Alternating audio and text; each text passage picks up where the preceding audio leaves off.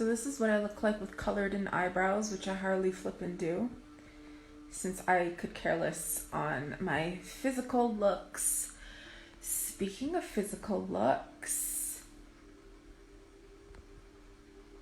I only got my face tattooed because I live in Armenia. And what does that entail, and why would I do such a thing?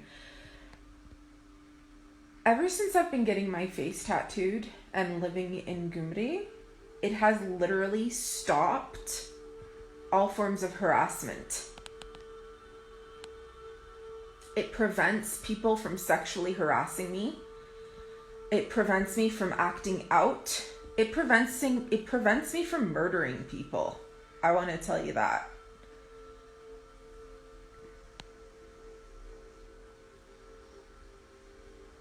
As you may or may not know, I authentically don't like when people call me beautiful. I just don't like it. There's many things a person can be. There's many things a woman can be.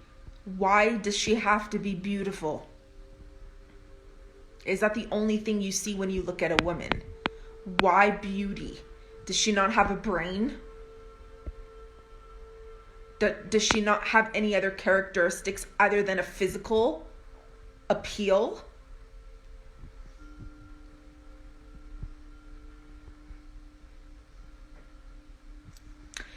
So, if you have a problem with me and my face tattoos, I highly ask you to go check yourself, raise your family and your kids. Don't look at me. I'm a bold person. I've always been a very bold person. Anybody that's known me deeply, which there aren't many of them, know that growing up and even till now, not anymore now, but growing up, I've always been or was always afraid of myself. Nobody else, only myself. Because I cannot control other people and what they do, but I can control myself, right? And so what does that entail? When you go to lengths and extremes, what does that entail? What does that entail?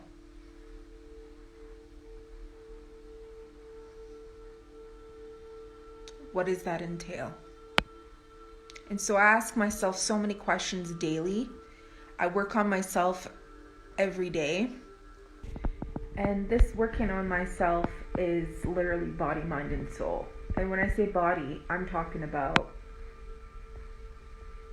the health of my body, you know?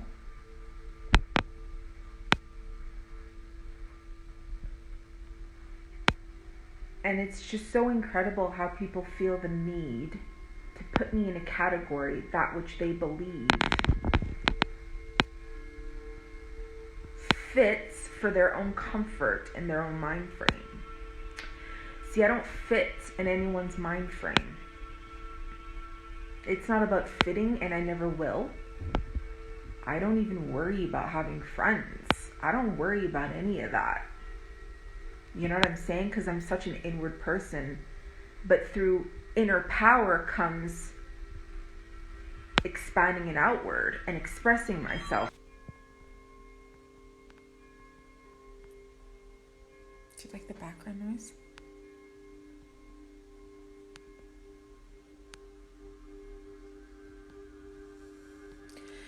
So spiritually, my aim, my goal is to evolve to the point where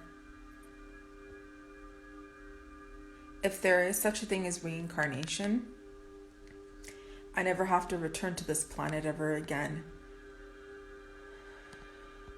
Where I could just evolve to the stars and the galaxies and shine and be. Never have to deal with this carbon matter ever again. That is my aim. That is my goal. And by me not leaving any children behind, that allows me to advance. It's these sounds that you hear in the background where I want my soul to just be once I'm off this planet. Because the soul, you know, the rhythm of the soul, where it's free and liberated. from physical carbon matter. It's just so liberating. But the evolution of our spirits, you call it spirit, I call it energy.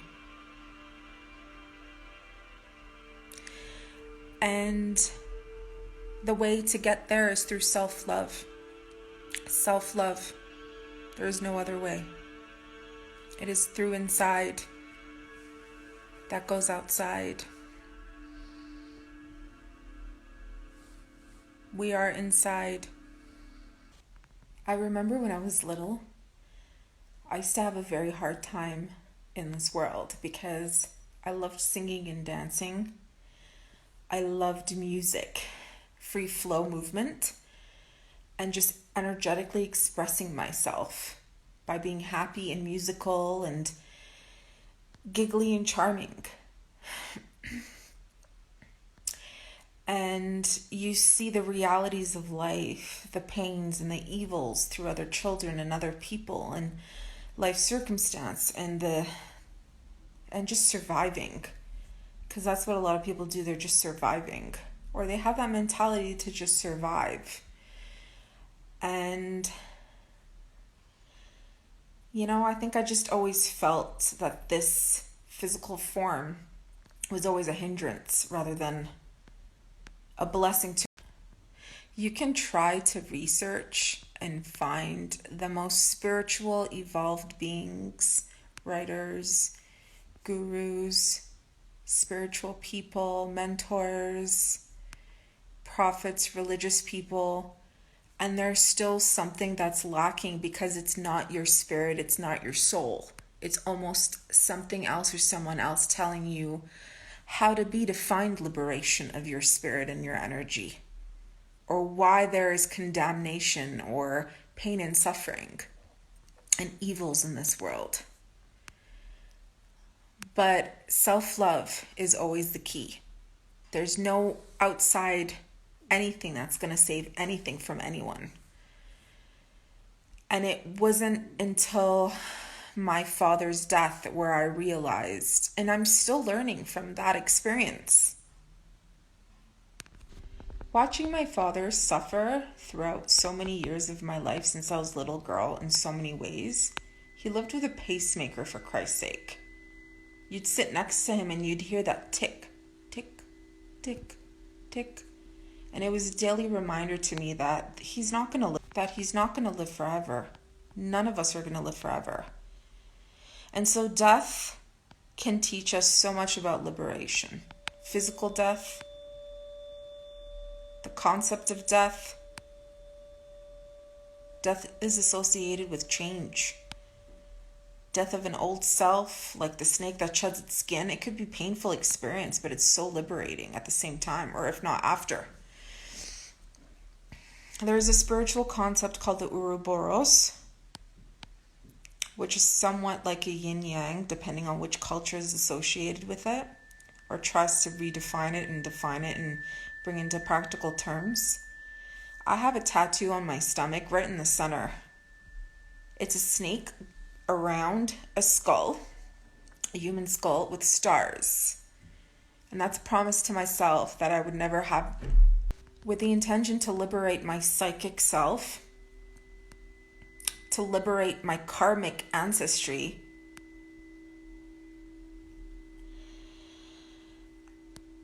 and to just go back to the stars or whatever other galaxy that wants me to be there with them, to breathe and live and experience my soul with other souls, just being, dancing, breathing, expressing. This video is not to teach you or to make you want to die. It's not about that. I'm not trying to get you into that. The point is to look at things in a different perspective than how you are perceived or taught or feel.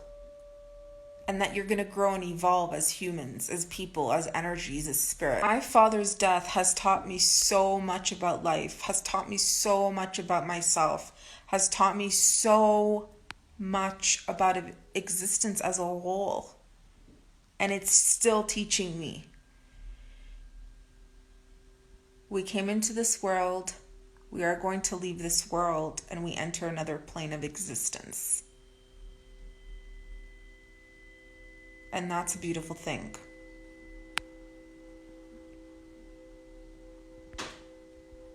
It is an absolute beautiful thing. Sometimes we just need to be present, breathe, accept things for what they are, including ourselves, and the old will slough off and die away.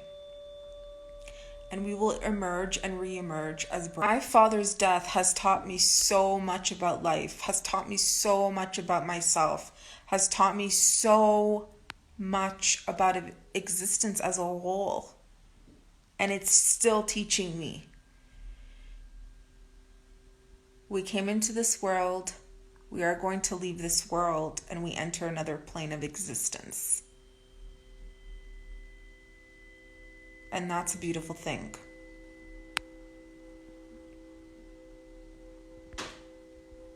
It is an absolute beautiful thing. Sometimes we just need to be present, breathe, accept things for what they are, including ourselves, and the old will slough off and die away. And we will emerge and re-emerge as bright.